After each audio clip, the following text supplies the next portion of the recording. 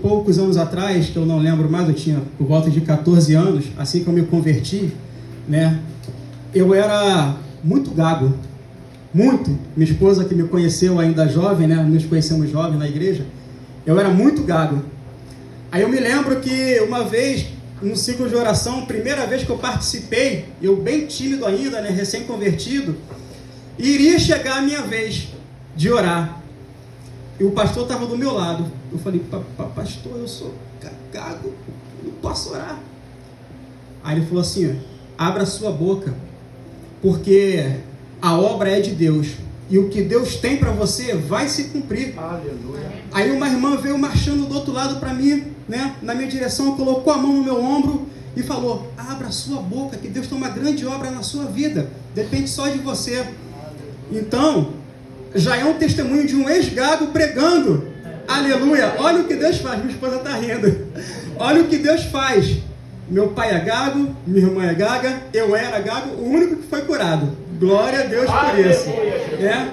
Então, se você nunca viu um ex-gago pregando, é a primeira vez. Aleluia, querido. E aqui no versículo 1, fala sobre Naamã, né? Diz que ele era um chefe do exército, um general, né, do exército da Síria. Na época, a Síria estava em guerra com o povo de Israel, né? Tinha ali uns conflitos, e a Bíblia diz que a Síria teve vitória sobre Israel através da vida de Naamã. Olha só, como é que pode, né? E nessa guerra, entre uma dessas batalhas, levou uma menina cativa para a casa de Naamã, e essa menina ficou lá a serviço da mulher de Naamã. E diz que Naamã era um homem de muito respeito, né? Um homem valoroso, um varão valoroso, porém leproso, né? Havia algo, havia uma lepra. E para quem conhece essa doença, ou quem nunca ouviu falar, até 100 anos atrás, melhor, até 80 anos atrás, lepra não tinha cura, né? A cura da lepra foi descoberta em 1940, através de um cientista que descobriu qual é a bactéria que causa a lepra, né? E ali criou-se um antibiótico chamado rifampicina, que é o tratamento para a lepra. Até então não tinha cura. Até então, a pessoa que tinha lepra, devido a contato com outras pessoas que tinham também, né? A pessoa que contraía a lepra, ela tinha que ficar excluída da sociedade. Estava praticamente condenada à morte, a morrer por aquela doença, né? E aqui diz que Naamã era um homem respeitoso, né? Um homem valente, porém leproso. E a lepra é assim, uma doença tão braba, tão forte, que o que acontece? Ela causa feridas, ela causa insensibilidade à área onde tem ali o ferimento, a doença, ela fica indolor, ela fica anestesiada. Há alguns anos atrás, eu tinha uma manchinha aqui do lado, né? Do lado aqui. E eu fui fazer exame. Aí nesse exame constou que era hoje conhecido como hanseníase. E graças a Deus eu consegui o tratamento. Hoje em dia há tratamento, né? Fiz 6 meses de tratamento. A mancha sumiu, o ferimento sumiu. Não é mais uma área anestesiada como era, né? Graças a Deus hoje há cura, sendo que há poucos anos atrás não havia. E muitos, né, trazendo para o dia de hoje, muitos são assim, como Naamã, né? Pessoa valorosa, pessoa que vem na igreja, pessoa que busca a Deus, mas aqui diz, porém, leproso. E uma das características que eu falei sobre a lepra, ela deixa o local o quê? Insensível. Então não adianta somente vir na igreja, né, orar, cantar, pregar e não ter sensibilidade a Deus, não ter sensibilidade à voz de Deus.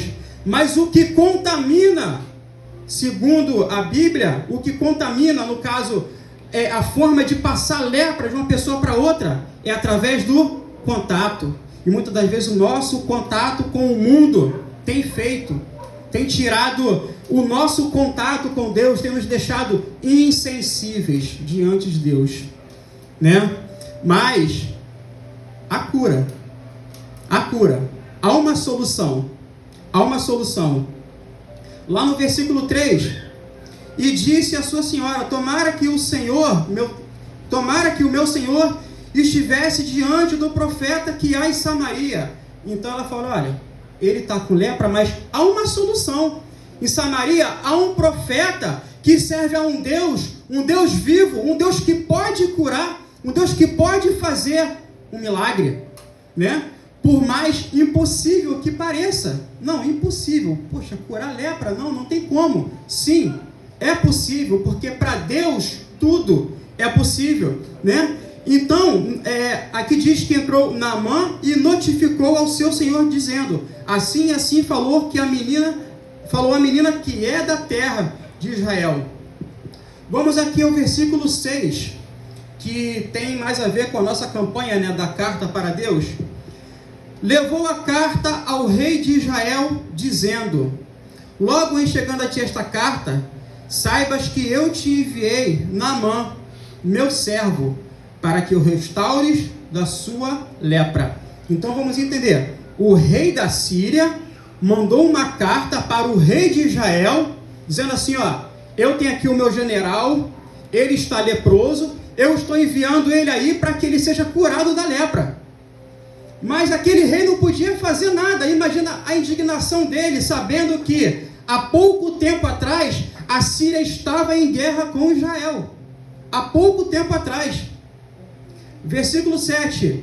E sucedeu que, lendo o rei a carta, rasgou as suas vestes e disse: sou eu Deus para matar, para vivificar, para que este envie a mim, para eu restaurar ao homem da sua lepra? Pelo que deveras notai, peço-vos, e vejo que busca ocasião contra mim. Ou seja, ele pensou, ele quer guerra novamente. Sou eu Deus para curar alguém de lepra? Sou eu Deus para fazer alguma coisa? E aqui a gente vê que foi enviado uma carta. E é justamente a nossa campanha, uma carta para Deus. Mas olha a resposta que ele obteve: eu não posso fazer nada por você. Essa foi a resposta do rei de Israel para ele: eu não posso fazer nada por você. E muitas das vezes, a resposta que nós esperamos não é aquela que recebemos. Muitas das vezes nós pedimos algo a Deus, mas o Senhor fala: ainda não é o tempo, ainda não é desse jeito. Eu moro de aluguel há 20 anos. Assim que nós casamos, eu falei com a minha esposa: não quero morar de aluguel. Vamos ter nossa casa própria. Amém, vamos ter nossa casa própria. Estou até hoje morando de aluguel. Bruno, por quê? Porque ou a bênção não está pronta, ou a bênção está pronta, mas quem não está pronto sou eu, ou é o meu tempo, mas ainda não é o tempo de Deus. Então eu tenho que esperar, eu tenho que aguardar o tempo de Deus. A resposta que eu esperava do Senhor é assim: ó, casa que você vai ter a sua casa própria, você vai ter tudo lá, maravilha, glória a Deus, aleluia. Mas é o tempo de Deus. Muitas das vezes a resposta que a gente espera não é a resposta que Deus tem preparado naquele momento para nossas vidas. Ninguém planta num dia e colhe no dia seguinte, né? Para a gente colher, há um tempo, há o preparo da terra, né? Um semeador, ele vai lá e prepara a terra primeiro, ele aduba a terra, ele deixa a terra fofinha, depois ele vai lá e ele planta a semente. Aí a semente tem que ser regada, adubada, cuidada, não deixar o sol queimar, né? Aí depois de um tempo aquela semente ela vai germinar, ela vai crescer, aí ela vai começar a tomar estatura, depois folhas, troncos, galhos, vai crescendo, vai ramificando, para depois florescer, para depois frutificar. Gente, só de falar já cansa. Só de falar já cansa. Imagina esperar o tempo de Deus.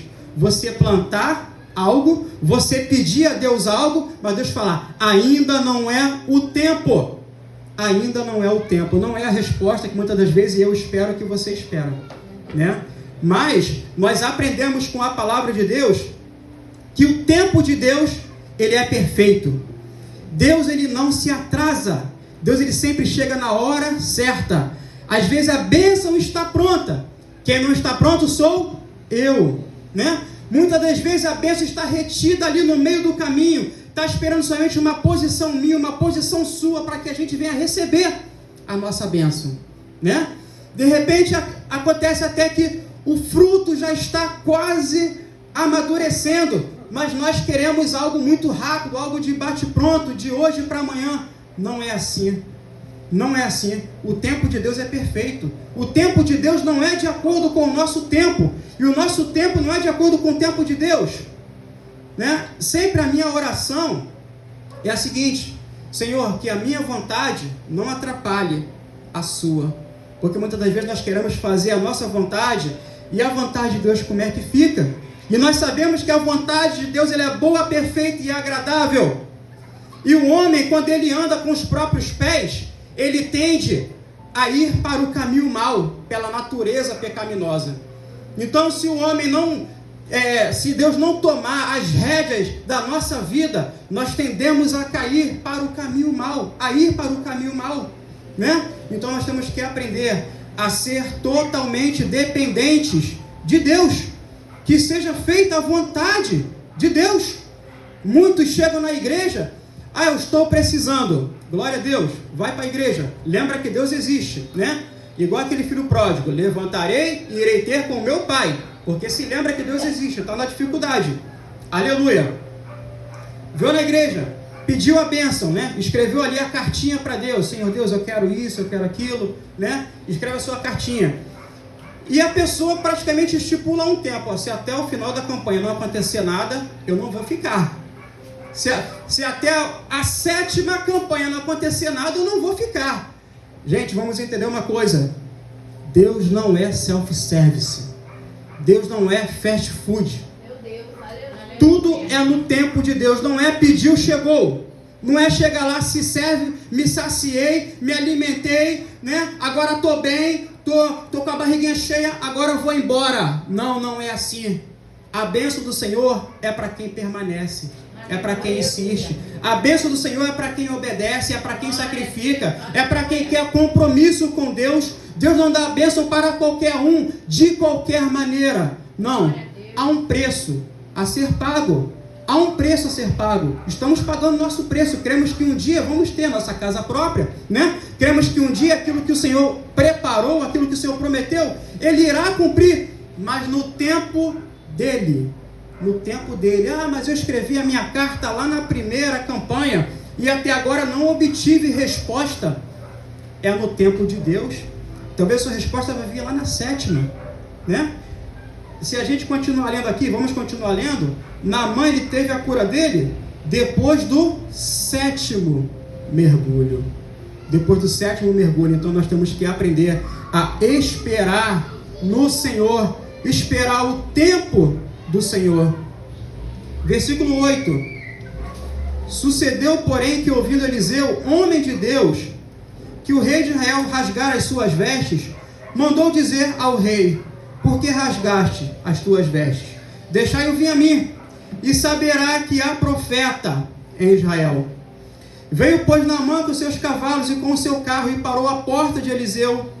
E então Eliseu lhe mandou um mensageiro, dizendo: vai e lava-te 7 vezes no Jordão, e a tua carne te tornará, e ficarás purificado. Versículo 11. Porém Naamã muito se indignou e se foi, dizendo: eis que eu dizia comigo, certamente ele sairá, pôr-se-á em pé, e invocará o nome do Senhor seu Deus, e passará a mão sobre o lugar, e restaurará o leproso. Olha o que ele esperava, que ele ia chegar diante do profeta, o profeta ia clamar o seu Deus, ia impor as mãos, e ele iria sair de lá como? Curado, limpinho, glória a Deus, aleluia. Mas tudo é no tempo de Deus. O que Deus queria fazer com aquele homem? Tirar dele o orgulho, tira dele a soberba, tira dele o eu. Muitas das vezes é isso que Deus quer tirar de cada um de nós, tirar o orgulho, tirar a soberba, tirar o bate pronto, eu quero para agora. Não é assim. Mais uma vez eu repito, é no tempo de Deus. É no tempo de Deus. A vontade dele é boa, é perfeita, é agradável. Versículo 12. Não são porventura Abana e Farfar, rio de Damasco, melhores do que todas as águas de Israel? Não poderia eu lavar neles e ficar purificado? E voltou-se e foi com indignação, como acontece muito, né? Até hoje, nós fazemos uma expectativa de que Deus vai fazer, de que Deus é o gênio da lâmpada. Não é assim, não é dessa forma, né? E quando não acontece, eu não vou ficar na igreja porque o milagre não aconteceu, eu não vou ficar aqui porque eu não vi o meu esposo se converter, eu não vou ficar aqui porque a porta de emprego não se abriu. Deus conhece o seu coração, Deus conhece o meu coração. Muitas das vezes não recebemos porque Deus sabe que na hora que a gente receber, iremos debandar, bater em retirada da igreja. Foi o que eu falei inicialmente, Deus não é self-service. Deus tem compromisso de abençoar quem tem compromisso com Ele. Aleluia. Aleluia. Versículo 14. Então desceu e mergulhou no Jordão 7 vezes, conforme a palavra do homem de Deus, e a sua carne tornou como a carne de um menino, e ficou purificado. Aqui a gente vê um exemplo de obediência, né? De quebrantamento. Muitas das vezes nós precisamos disso, ser quebrantados pelo Senhor, né? Baixar, quebrar o nosso eu. Muitas das vezes é muito eu isso, eu aquilo. Nada. Deus acima de tudo, acima de qualquer coisa. Louvado e exaltado seja o nome desse Deus. Aleluia. Louvado e exaltado seja o Deus da Bíblia. Aleluia. Tudo é no tempo de Deus, né? E muitas das vezes a nossa bênção ela fica retida por causa da nossa dura cerviz. Eu posso me lembrar quando Jesus se deparou com 10 leprosos. Nós conhecemos essa história, né? Que diz que os 10 foram curados. Quantos voltou para agradecer? Somente um. Ingratidão. Então Deus conhece o nosso coração, e muitas das vezes a bênção fica retida porque Deus sabe que iremos agir com ingratidão.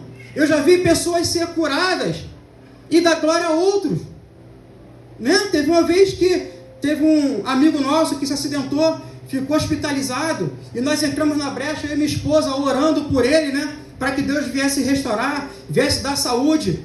Compramos briga com Deus para nunca mais fazer isso.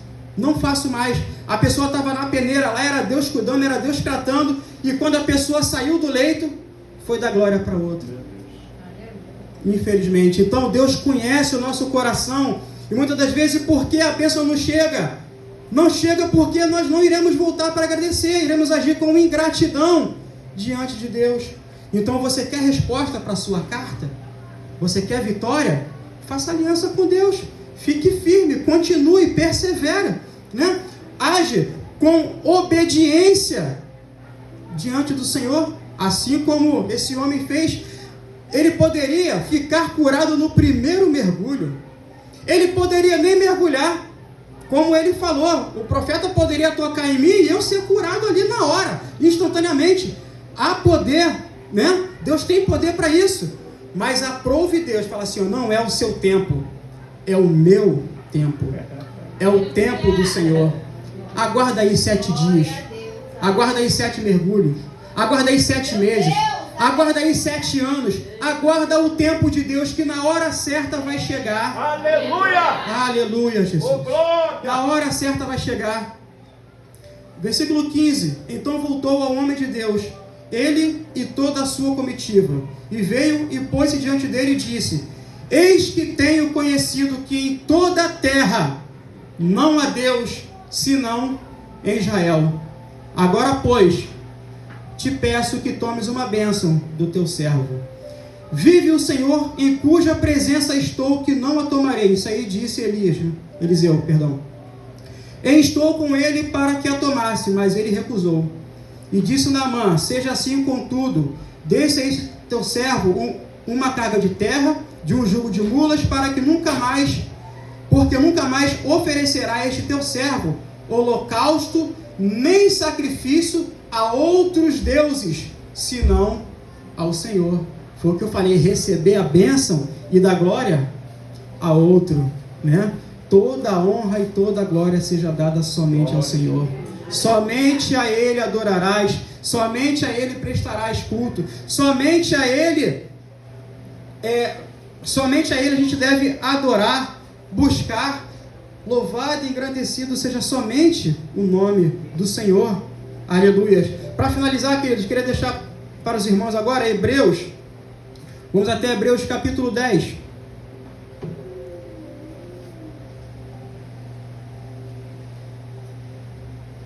Hebreus capítulo 10, versículo 35. Diz assim: não rejeitei, pois, a vossa confiança, que tem grande e avultado galardão. Porque necessitais de paciência, para que, depois de haverdes feito a vontade de Deus, possais alcançar a promessa. Aqui fala sobre confiança e fala sobre paciência. Mais uma vez o Senhor falando sobre paciência. Nós não podemos jamais perder a nossa confiança em Deus, que aqui diz que ela tem um grande galardão. O que é galardão? Recompensa. Então a sua confiança em Deus vai gerar uma recompensa. Que recompensa é essa? Lê a sua carta, você vai ver que recompensa é essa. Aquilo que você pediu, aquilo que você tem pedido, aquilo que você tem orado, aquilo que você tem buscado. Aqui diz: confie no Senhor que você vai receber. Creia no Senhor que você vai receber. Porque necessitais de paciência, para que depois de haver feito a vontade de Deus, possais alcançar a promessa. Temos que ter paciência e fazer a vontade de Deus. Mais uma vez o Senhor fala: não é de qualquer maneira. Você quer que seja feita a sua vontade? Faça a vontade de Deus primeiro. Aleluia. Lá no versículo, capítulo 11, versículo 6, diz assim: ora, sem fé é impossível agradar-lhe, porque é necessário que aquele que se aproxima de Deus creia que Ele existe e que é galardoador dos que o buscam. Então que a gente venha agir sempre com fé diante de Deus. 3 palavras muito importantes o Senhor deixou para nossas vidas hoje: confiança, paciência e fé, né? Para que a gente venha alcançar o nosso galardão, a nossa recompensa, a recompensa maior, que está muito além do que a gente imagina, muito além dos nossos planos, né? A Bíblia ensina que nós fazemos planos, mas a resposta certa vem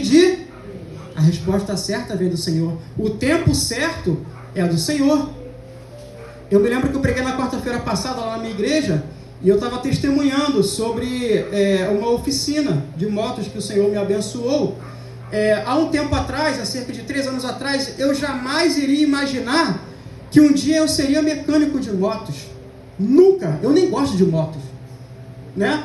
Mas o Senhor me deu a oportunidade de fazer um curso de mecânico de motos. Falei: eu vou fazer esse curso aí, eu vou ter uma profissão. Aleluia. Vendia lanche, vendia açaí, né? Eu falei: não, eu vou ter uma profissão, glória a Deus, vou fazer esse curso. Fui lá, orei, botei na direção do Senhor: Senhor, me abençoa, seja comigo. E eu consegui fazer esse curso. Enquanto eu fazia o curso, eu fui comprando as ferramentas, e o Senhor foi abençoando, né? E hoje em dia eu tenho uma oficinazinha do lado da minha casa, já não está mais cabendo motos lá, graças a Deus, né? E já tem uma promessa de ir para um lugar maior, né? Um espaço maior para colocar uma rampa, né? Para levantar as motos. Enfim, no tempo de Deus. Tudo no tempo de Deus. Há 14 anos atrás eu trabalhava com instalação de gás. Nada a ver com motos. Nada a ver, né? E eu me lembro que certa vez o salário estava atrasado 3 meses. E a gente tinha que pagar o aluguel, né? Havíamos almoçado e não tinha mais recurso para janta. Nossa única esperança era orar e buscar o Senhor para que o Senhor enviasse a provisão. Minha esposa fez o almoço, falou, ó, é o que tem para hoje. E o salário atrasado, e eu trabalhando, viajando direto, e o salário atrasado. E oramos ali, almoçamos. Quando deu 3 horas da tarde, um diácono que era da outra igreja onde eu estava, falou assim, ó, 12:00, eu estava orando na minha casa, e Deus me mostrou vocês, e falou para eu trazer isso aqui. Aí ele levou uma cesta básica e R$200, que era exatamente o que faltava para pagar o aluguel. Provisão do Senhor, tudo é no tempo de Deus. Falei, Senhor, muito obrigado. Não foi aquela abundância, mas foi exatamente o que eu precisava naquele dia. Então o Senhor, Ele vai te dar a bênção vai chegar, mas vai chegar na hora certa e vai chegar sob medida, exatamente aquilo que você busca, exatamente aquilo que você precisa. Só basta você buscar, você confiar, você ter confiança, paciência e fé, né? E muitos desistem no primeiro mergulho. Muitos desistem lá no início. Ah, Senhor, já estou cansado, já estou desanimado, não dá mais. No primeiro mergulho, desiste. Mas, de repente, a sua bênção está lá depois do 7º, né? Então, muitas das vezes, foi o que eu falei lá no início. A resposta que nós esperamos não é a resposta que Deus tem preparado para nossas vidas. Tudo é no tempo de Deus. A resposta vem de Deus. O fazer e o realizar não depende de nós, depende somente dele. Porque dele, por ele e para ele são todas as coisas, né? Louvado seja o nome do Senhor. Então, queridos, que a gente venha aprender a esperar o tempo do Senhor. Na hora certa, a resposta da sua carta vai chegar. Amém, queridos? Glória a Deus. Agradeço a oportunidade assim, em nome de Jesus. Amém.